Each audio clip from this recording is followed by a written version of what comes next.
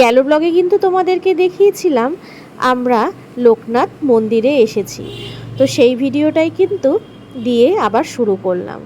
কেননা 2.5 দিনের যে সুন্দরবনের আমাদের ট্রিপটা ছিল সেটা কিন্তু আজকেই শেষ। আবার কালকের থেকে কর্মব্যস্ত জীবন শুরু হয়ে যাবে, সামার ভ্যাকেশনও শেষ হয়ে যাবে বাচ্চাদের, বাচ্চারাও আবার স্কুল যাবে, তারপর অফিস, আমার কাজ, সব মিলিয়ে আবার সেই কর্মব্যস্ত জীবন। আর এই কটা দিন এখানে যে আনন্দ করলাম সেগুলো কিন্তু খুব মিস করব। তো চলো, এখন কিন্তু লঞ্চে গিয়ে আমাদেরকে আজকে খাবার পরিবেশন করেছে ইলিশ বিরিয়ানি, আর যেটা নাকি এই 2 দিন যে খেলাম তার থেকে কিন্তু অনেকটাই বেশি টেস্ট ছিল। ইলিশ বিরিয়ানিটা খেতে কিন্তু খুবই ভালো ছিল এবং খুবই টেস্টি ছিল। ইলিশ বিরিয়ানির সঙ্গে কিন্তু আমাদেরকে দিয়ে দিয়েছিল চিকেন কষা। আর এই নদীর মধ্যে এত সুন্দরভাবে যাত্রা কার না ভালো লাগে।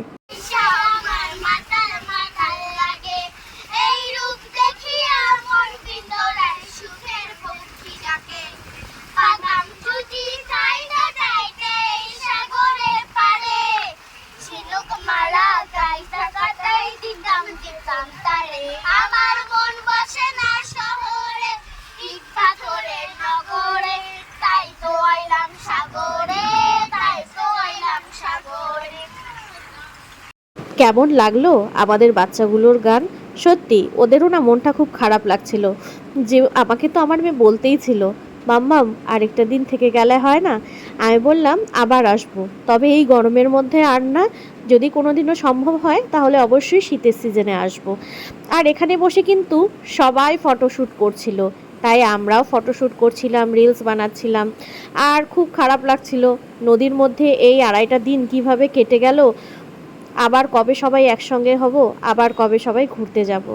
তো এই যে বাপ বেটিকেও কিন্তু ফটো উঠিয়ে দিলাম। ফটোশ্যুট হওয়ার পরে বিকেলে কিন্তু আমাদেরকে দিয়ে দিল তরমুজ, আর তরমুজ খেতে খেতেই কিন্তু আমরা চলে আসলাম ঘাটে। এখান থেকে কিন্তু আমরা নেমে যাব, নেমে গিয়ে আমরা ক্যানিংয়ের গাড়ি ধরবো।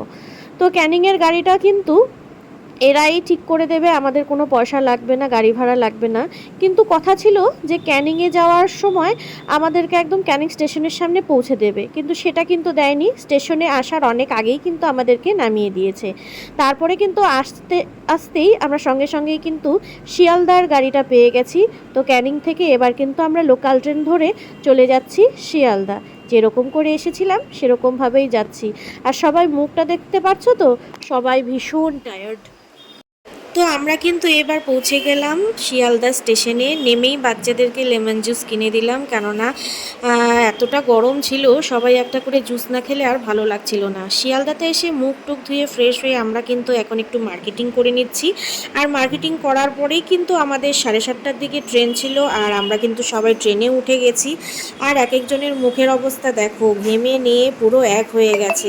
এতটা গরম ছিল না যে বলার মতন না, আর মনটাও ভীষণ খারাপ ছিল। তো চলো এবার খাওয়া দাওয়া করে ঘুমিয়ে পড়ি। ঘুম থেকে উঠেই সকালবেলা কিন্তু আমরা পৌঁছে গেলাম নিজবাড়ি স্টেশনে। আর এখানেই দেখো কাঞ্চনজঙ্ঘা এক্সপ্রেস যে দুর্ঘটনাটা হয়েছিল, সেখানে মালগাড়িটা আর এক্সপ্রেস ট্রেনটা দুটোই কিন্তু লাইনচ্যুত হয়ে কিভাবে পড়ে আছে। সত্যি দেখে ভীষণ খারাপ লাগছে। যেদিন আমরা কলকাতাতে গেলাম সেদিন কিন্তু রাত্রেবেলা ট্রেন ছিল দেখে আমরা কিছু দেখতে পারিনি, কিন্তু আজ তো সকাল হয়ে গেছে, আজকে চোখের সামনে এগুলো দেখে একদম মনটা ভালো লাগছিল না। তো যাই হোক, সুন্দরবনের অভিজ্ঞতা কিন্তু আমাদের ভালো মন্দ মিশিয়ে অনেকটাই ছিল। আর সবাইকে সাজেশন করব গরমের দিকটা অ্যাভয়েড করে তোমরা শীতের দিকে যাও, তাহলে আরেকটু বেশি মজা করতে পারবে। আর যদি তোমরা যেতে চাও অবশ্যই বাবা লোকনাথ ট্যুরিস্ট সেন্টারের সঙ্গে কিন্তু যোগাযোগ করতে পারো। আর আমরা তো গিয়েছিলাম ইলিশ উৎসবে, তো ওর জন্য আমরা গরমের দিনটাকেই প্রেফার করলাম। আর আমাদের সামার ভ্যাকেশনও ছিল। তো ভিডিওটা আজকেই শেষ করছি, টাটা।